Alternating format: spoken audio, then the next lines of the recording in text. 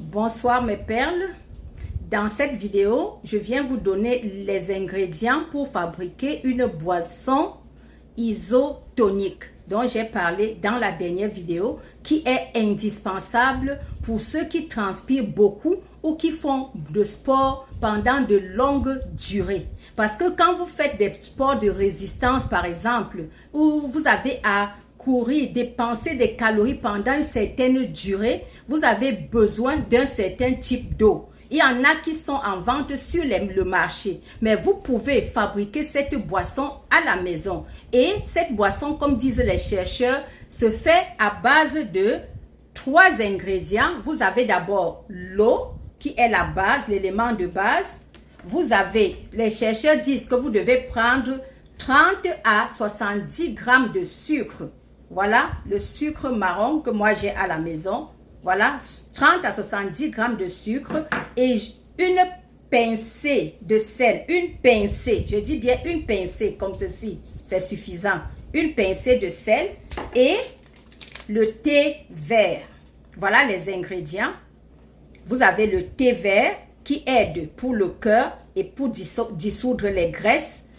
Vous avez le sel, une pincée de sel, 30 à 70 grammes de sucre et de l'eau.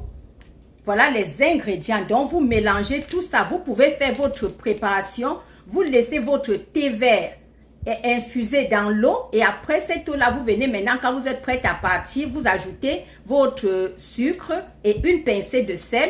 Et votre eau est avec vous. Vous buvez d'abord une petite quantité avant le départ, pendant le sport et après le sport. C'est comme ça que ça doit se passer. Une petite quantité avant, pendant et après. Et là, vous êtes sûr que vous avez compensé ce que vous aviez perdu.